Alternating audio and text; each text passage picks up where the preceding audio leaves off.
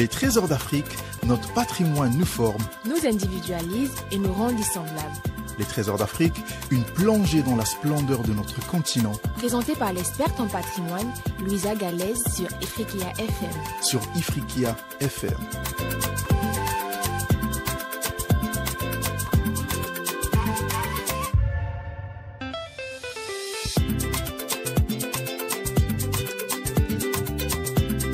Chers amis d'Afrique et d'ailleurs, bonjour.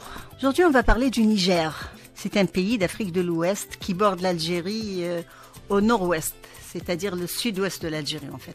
Le nord-ouest du Niger, donc le sud-ouest de l'Algérie. Sa capitale est Niamey. Il est situé entre la Libye, le Tchad, le Nigeria, le Bénin, le Burkina Faso, le Mali, en plus de l'Algérie. Donc ça fait beaucoup d'amis et autant de dangers par les frontières quand ça ne va pas. Alors, je voudrais parler de sa superficie parce qu'il y a quelque chose de particulier dans la répartition des habitants. Alors, sa superficie, c'est un peu plus d'1,2 km. C'est 1,267,000 km. Pratiquement la moitié de l'Algérie. Oui. Sa langue officielle est le français et sa population est de 27 millions, un chiffre de 2023. Alors la surface du pays est largement recouverte par le Sahara et le Sahel.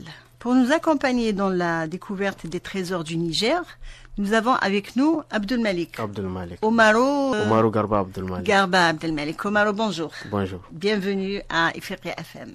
Merci beaucoup. Donc, comme plusieurs pays d'Afrique, pour ne pas dire tous, le Niger, précolonial, était un royaume, le sultanat de Damagaram. Il a été colonisé en 1900. Bon, je fais vite pour l'histoire parce que c'est pas le but de notre émission. Mais c'est quand même intéressant de savoir que ces pays étaient de grands royaumes avant la colonisation. Il a été colonisé en 1900 et puis il a obtenu son indépendance en 1960. Donc 60 ans de dépendance. Le 3 août 1960. Le 3 août 1960. Ce pays, c'est quand même un pays digne d'être africain parce que le Niger est d'abord multi-ethnique. Il y a les Hausa, oui, qui constituent la plus grande ethnie et représentent plus de la moitié de la population, oui, 55% et oui, quelques. Il y a aussi le Zarma Sangé, oui, les Touaregs, oui, les Peuls, dans la région de Tillabéri, c'est là où c'est ton origine là. Oui, oui, oui. Les Kanouris, les Gourmandjés, qui sont aussi dans la région de Tillabéri. Oui, mais ils sont pas très nombreux là, les Gourmandjés, ils sont de l'ordre de 0,3. Oui, on les retrouve un peu vers la frontière Niger-Burkina Faso. Oui. Ouais. D'ailleurs, ces ethnies, on va toutes les retrouver cantonnées dans une région par rapport à une frontière ou une autre. Oui, effectivement. Et on va retrouver la même ethnie de l'autre côté de la frontière. Comme quoi que le découpage, quand il a été fait, on aurait dû respecter les ethnies, au lieu de couper ça sur comme un morceau de fromage. Et puis, il y a les Toubous. Les Toubous. Les Toubous, oui. Les Arabes, on dit qu'il y a des Arabes là-bas. Oui, effectivement, il y a des frontières algériennes. Il y a des Arabes, on les retrouve un peu vers Difa, un peu vers Agadez. Donc, comme le Niger fait frontière, le Niger fait frontière avec le Tchad et puis l'Algérie et aussi Libye. Donc, donc ça vient de là. Donc, c'est des influences. On les retrouve un peu dans ces zones-là. Ensuite, on a très très peu de Boudouma au lac du Tchad. Voilà. Ce sont quand même, il y a combien, une dizaine d'ethnies? Oui. Avec une dizaine de langues aussi. 10, oui. Oui. Mais tout ça, normalement, c'est une richesse culturelle inestimée. Chaque ethnie a sa propre culture, elle a ses propres pratiques, c'est une richesse inestimée. Comment ça vit ensemble, toutes ces ethnies? Qu'elles vivent quand même ensemble, malgré tout. Ça est présent à 100% dans le Niger. Bon, presque à 100%, mais maintenant, les chiffres officiels que nous avons, c'est à 99%. Oui, bon, 1%, ce sont les visiteurs. Oui, effectivement. D'accord. En plus, comme je disais, donc il y a les langues. Oui, il y a les langues. Le Hausa, j'en reparle, le Zarma, le Peul, le Songé, l'Amazigh. Oui. L'Amazigh qui se trouve, qui est une langue chamito-sémitique, ça se trouve où? Amazigh. L'Amazigh, c'est la langue qu'on parle aussi en Algérie. Je crois que nous là-bas, je n'ai jamais entendu l'appellation là d'Amazigh, mais il y a des Touaregs qu'on trouve un peu partout au Niger, mais ils sont surtout concentrés dans la région. je peux dire dans la région d'Agadez, un peu vers Tawa. Mais sinon... Oui, dans la Mazir, c'est-à-dire la langue des Touaregs, se trouve chez les Touaregs, ce qui est évident. Et puis, j'ai trouvé quand même qu'il y a ce qu'on appelle l'arabe algérien. Et j'ai trouvé ça très drôle. Pourquoi on appelle l'arabe algérien? Parce que c'est récent, quoi, cette appellation. C'est de l'arabe quand même. Bon, sûrement peut-être parce que c'est les Arabes du Niger, ils ont un lien avec les Algériens. Sûrement c'est la même famille qui ont été divisées par des frontières. Tout à fait sinon c'est la même famille. Ouais, ces frontières, c'est le même cas comme les Hausa du Nigeria et les Hausa du Niger. C'est la même famille. Vous pouvez voir une personne qui a une famille de l'autre côté et une partie de sa famille qui est de ce côté. Oui. Mais tout ça, dans l'école, ça se manifeste autrement. Toi, quand tu as été à l'école, c'est quand même des gens que tu rencontres qui parlent d'autres langues et tu es influencé par eux et tu les influences. Oui. C'est en toute amitié. Oui, effectivement, dans les rues, que ce soit dans les rues, à l'école, il y a... par exemple, nous avons la parenté à plaisanterie. Oui, on va avoir le temps d'en parler. Ok, au Niger, si nous prenons dans les rues, les gens, vous pouvez voir des enfants qui parlent, je peux pas dire toutes les langues, mais au moins des enfants qui parlent au moins 2 langues. En fait, dans la même langue, ils injectent des mots venant de plusieurs langues. Bon, on retrouve ça surtout à Niamey. Niamey, c'est un carrefour où il y a tout le monde. Vous verrez des gens qui mélangent le germain, Hausa, presque toutes les langues pour former une langue, une autre langue, quoi. Oui, une langue locale. Une langue locale, qui sera dans 200 ou 300 ans une nouvelle langue. Par exemple, vous pouvez voir quelqu'un ne peut pas faire une phrase sans combiner, ne peut pas former une phrase sans avoir au moins 3 langues dans la même phrase. Oui, tout à fait, tout à fait. Voilà, donc plusieurs langues, comme je disais, le pays est très riche culturellement. Façonné par sa position géographique, au cœur du Sahel et du Sahara, ainsi que par la diversité de ses groupes ethniques, comme on en a parlé. Voilà, là, quand même, je voudrais prendre un petit moment pour distinguer entre le terme Sahel et le terme Sahara. Parce que souvent, on parle du Sahel comme si c'était le Sahara. C'est pas très différent, mais géographiquement, quand même, il y a une différence. Alors, dans la carte géographique, le Sahara borde le nord du Sahel. C'est le grand désert. En arabe, on dit Sahara. Et en berbère, on dit Tiniri. En berbère, en tamashar, on dit Tiniri. Donc, c'est un vaste désert chaud qui s'étend sur 5000 km linéaires en longueur, d'ouest vers l'est, de l'océan Atlantique jusqu'à la mer Rouge, et il couvre plus de 8,5 millions de kilomètres carrés, soit près de 30% de la surface du continent africain. C'est énorme. Il peut même être prolongé au-delà de la mer Rouge, puisque les géographes parlent alors d'un grand désert saharo-arabique ou africo-asiatique, ce qui va couper pratiquement la moitié de la Terre en 2, le nord et le sud, et au milieu, il y a le Sahara. Donc le Sahara d'Afrique est la plus grande étendue de terre aride d'un seul tenant. Elle n'est pas entrecoupée par des régions fraîches. C'est un seul tenant dont le monde est le 3e désert le plus étendu sur Terre. C'est aussi le désert le plus chaud du monde. Mais contrairement à ce qu'on imagine, le sable ne couvre que 20% du territoire. Quand on parle de Sahara, il ne faut pas penser que c'est que du sable. En fait, il n'y a que 20% qui est du sable. Le reste, on a des grands ergs orientaux, ça c'est du sable qui sont en montagne, erg oriental et erg occidental. Et puis on a des montagnes au Gar, au Tassili, à Tibesti. On a les Hamada, au plateau rocailleux, et des regs. Les regs, c'est des terrains de pierre très très durs, comme de l'ardoise. C'est des déserts de pierre, tels que le Tanzoluft. C'est fascinant. Un jour, on fera une émission sur le désert, si tu veux bien. Le désert. Je trouve ça extraordinaire. Pas de problème. Avec des poètes qui rêvent notamment des dunes de sable parsemées d'oasis. Ils rendent vraiment le désert sympathique et vivable. Alors qu'en fait, le désert n'est pas vivable. Ce qui est vivable dans le désert, c'est les oasis. Étant les seuls espaces de végétation vivables parce qu'elles tirent profit d'une source d'eau profonde ou carrément de la nappe phréatique. Donc le Sahara n'est pas proprement vivable. Par contre, il est bordé au sud, donc le Sahara, on l'a vu, c'est à un niveau de la terre. Au sud du Sahara, on trouve le Sahel. C'est une autre bande qui va longer le Sahara par le sud, une bande qui marque la transition à la fois floristique et climatique entre le domaine saharien et les savanes. Le Sahel aussi s'étend de l'Atlantique à la mer Rouge. La définition de la zone couverte est très variable selon les auteurs. Ainsi, pour certains, le Sahel comprend tous les territoires bordant le Sahara. Et on peut parler pour d'autres, bon, il y a plusieurs Sahel. On peut parler du Sahel mauritanien, Sahel malien, Sahel nigérien, Sahel tchadien, Sahel soudanais. Donc, je disais que le Niger est façonné par sa position géographique au cœur du Sahel et du Sahara. Tout ça, c'est des influences. Est-ce que tu les sens, toi, ces influences? Vent chaud, vent de sable, chaleur extrême. Est-ce qu'on le sent vraiment au Niger? Oui, absolument. La présence du désert du Sahara a une influence directe sur le climat du Niger, particulièrement dans les régions du nord du pays. Le climat saharien se caractérise par des températures extrêmement élevées pendant la journée, avec des pics de chaleur qui peuvent dépasser 40 à 45 degrés Celsius. Oui, c'est chaud ça.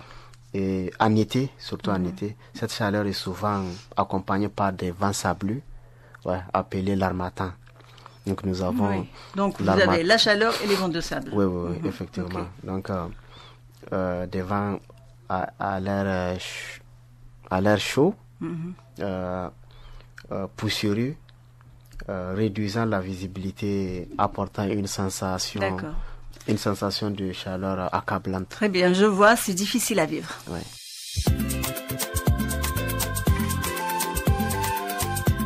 Les trésors d'Afrique, notre patrimoine nous forme, nous individualise et nous rend dissemblables.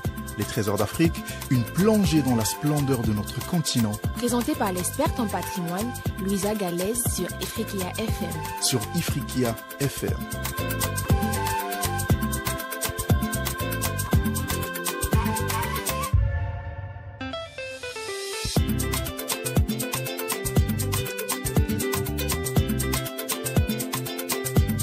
Nous sommes sur Ifriqiya FM et nous parlons des trésors d'Afrique.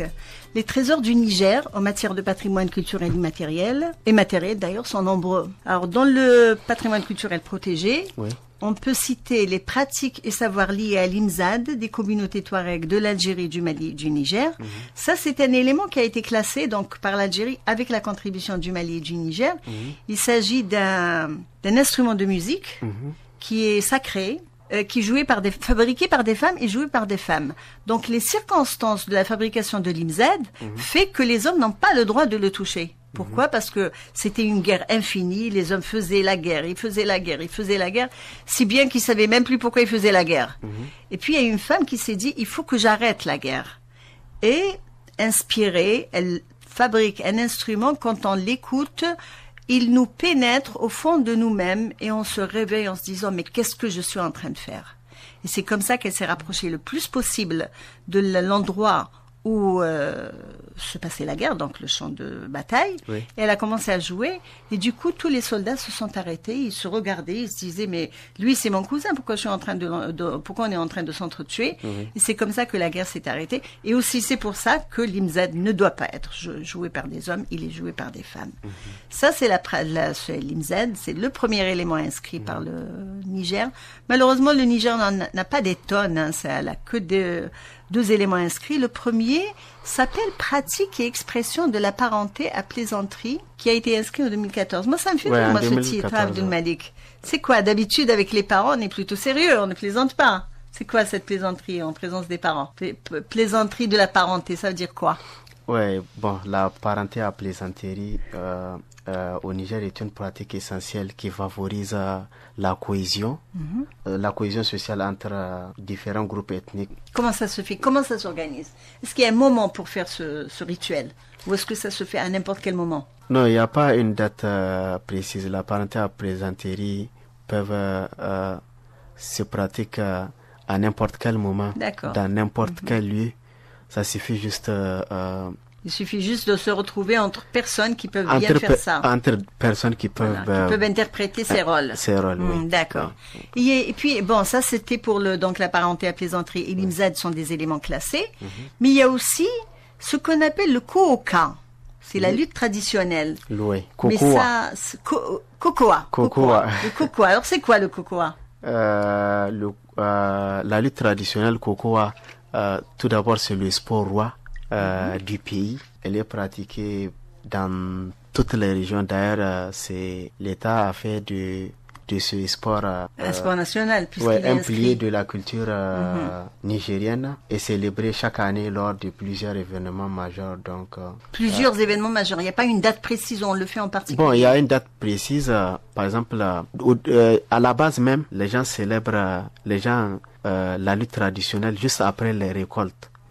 La récolte pour célébrer la récolte. Après ça, l'État a institutionnalisé ça afin qu'on puisse pratiquer ça chaque année. Et puis est-ce que c'est tout le monde qui peut le faire ou il y a des gens il faut se préparer pour le faire, s'entraîner et tout ça? Est-ce que c'est comme un match de foot déjà, ou un match de boxe? Oui, c'est un sport. Donc c'est bien normal que les gens s'entraînent là-dessus. C'est-à-dire que moi, je peux pas aller demain au Niger et leur dire je viens faire la lutte. Bon, c'est pas sérieux. Déjà, la lutte est bien structurée. Il y a des règles, il y a tout. Donc, la personne doit d'abord s'entraîner, connaître les règles avant de pratiquer la lutte traditionnelle. D'accord. Donc, à part la lutte traditionnelle, dans le patrimoine matériel protégé, on peut citer la vieille ville d'Agadez, déjà. Célèbre pour ses bâtiments en terre cuite et sa grande mosquée construite en argile, datant du XVIe siècle. Ça, c'est un monument protégé. Oui. Dans le cadre du patrimoine culturel matériel. Mais pour ce qui n'est pas protégé, aussi bien dans l'immatériel que dans le matériel, on trouve la fête de la cure salée, également appelée la fête des bergers, qui se déroule chaque année à Ingal et marque la fin de la saison des pluies. Elle rassemble des éleveurs nomades, surtout Touareg et Peul, avec des chants, des danses et des concours de beauté pour les chameaux. Oui. Est-ce que vous avez déjà vu ça? Tu as assisté à ce genre de festivités? Bon, je n'ai jamais assisté parce que je n'ai jamais eu l'occasion d'aller dans cette zone-là. Oui, c'est vrai que tu n'es pas dans la zone enfin, tu es en ville, quoi. Tu vis en ville, donc ça c'est une. Bon, pas forcément en ville parce que moi j'ai eu la chance d'être dans plusieurs localités, mais bon, malheureusement pour moi j'ai pas vraiment pu vivre ce genre de moments-là. D'accord. Il y a aussi le guéréoul de Wodabé. Oui, alors ça célèbre. C'est une célèbre cérémonie des Wodab, ce qui n'est pas du tout mal, parce que les hommes se parent, ils mettent des bijoux, ils se maquillent, ils portent de beaux costumes, ils participent à des concours de beauté, puis ils ont à séduire les femmes. C'est fascinant ça. Oui, tu as déjà assisté à ça? Bon, même ça aussi. Mais tu connais? Oui, je connais, je vois ça à la télé et puis lors des activités culturelles, les gens qui ont eu l'opportunité d'assister à ce genre d'activités, ils ont vu ça, c'est fascinant. Moi, en tout cas, j'aimerais bien y assister. Ça se passe donc à Wodab, c'est un endroit, c'est un lieu. On trouve l'artisanat. Dans l'artisanat, l'artisanat africain, il est connu, mais dans certains pays, il est quand même mieux structuré que dans d'autres. Au Niger, on trouve les bijoux Touareg, donc c'est fait par des Touaregs, ils sont très réputés, notamment la croix d'Agadez, qui est très connue, qu'on retrouve un petit peu partout dans les villes du sud. Il y a la poterie et le tissage, bien sûr fait main, témoignant de techniques ancestrales transmises de génération en génération. Il y a les chants des griots. Les griots qui jouent le rôle de conteurs et de musiciens sont essentiels pour la préservation de l'histoire orale et la transmission des légendes et récits des différentes communautés du Niger. Et bien sûr, la musique traditionnelle. Arrêtons-nous un petit peu sur les chants des griots. Alors, est-ce que vraiment, quand on marche dans la rue, on trouve comme ça des griots qui sont en train de chanter? Bon, on rencontre surtout, même les griots, sont des familles bien structurées, bien organisées, disais, ce sont des choses... une chaîne initiatique. Ça se transmet de père en fils. De père en fils, qu'on voit lors des rencontres importantes. On les appelle aussi de venir rappeler, parce qu'ils sont les conservateurs de la culture, de la tradition d'une société, d'un peuple. Donc on les voit, ils vont venir nous rappeler notre passé afin qu'on puisse... Mais où est-ce qu'on les trouve? On les trouve un peu partout, dans toutes les régions. Il y a Mais on les rencontre dans la rue, ou ça se passe dans une salle, il faut payer pour entrer, ça se passe comment? Ou dans des fêtes? Non. Bon, on les retrouve très souvent lors des fêtes. D'accord. Lors des fêtes, oui. Donc je disais, je reviens à la notion de musique. Bon, parce qu'on a parlé déjà de l'IMZ, mais il n'y a pas que l'IMZ en fait. L'IMZ est classé comme patrimoine de l'humanité, mais il y a le tambour de calebasse et le molo, qui est un instrument à cordes. Donc je me rends compte que le tambour de calebasse ressemblerait à l'IMZ, puisque l'IMZ aussi c'est la moitié d'une calebasse qui est travaillée avec des cordes. Des cordes. D'ailleurs monocordes, tout comme le gambelé. Donc ce sont là des instruments qui se ressemblent. L'imzad, le tambour de calebasse et le molo. Ils sont utilisés pour accompagner les chants, les danses traditionnelles, la musique, et souvent liés aux rituels et aux cérémonies de la vie quotidienne. Et enfin, on parle de la richesse linguistique, qui est un domaine extraordinaire, parce que j'ai dit qu'il y avait au moins une dizaine de langues, et on les appelle langues nationales. On ne les appelle pas dialectes ou langue locale ou autre chose. Et on a la cuisine. La cuisine qui est essentiellement basée sur le millet et le sorgho. Et vous avez le couscous. Voilà, et vous avez appelé dambou. Le couscous est appelé dambou. Ça, c'est bien à retenir. Il y a le djerma et le fonio. C'est un type de céréales anciens et qui sont également des éléments de base dans la cuisine locale. Et puis, on a les sauces et les ragoûts, bien entendu, qui sont communs à toute l'Afrique, enfin, je dirais à toute l'humanité. Mais là, ils sont faits à base d'arachide. Voilà. Donc, je pense qu'on a un petit peu fait le tour des trésors vivants, enfin, des trésors culturels du Niger. Et j'aimerais bien te poser la question. D'abord, tu es là depuis quand? Bon, depuis un bon moment. Et tu repars quand? Dans un bon moment. Pour l'instant, je sais pas, mais quand même, je suis là, je suis content, je profite aussi. Alors, qu'est-ce qui te plaît le plus ici? Beaucoup de choses, surtout la façon dont vivent les gens. Ils nous ont vraiment réservé, ils nous ont accueillis. On s'est vraiment senti comme nous sommes chez nous, quoi. Mais vous êtes chez vous, on est en Afrique. On est en Afrique. C'est ça. Merci beaucoup, Abdelmalek. Donc, je pense que sur ces paroles d'espoir, parce qu'Abdelmalek se sent très bien ici, il a peut-être l'espoir de rester ici longuement. Chers amis d'Afrique et d'ailleurs, je vous dis bonne semaine, prenez soin de vous et de votre patrimoine.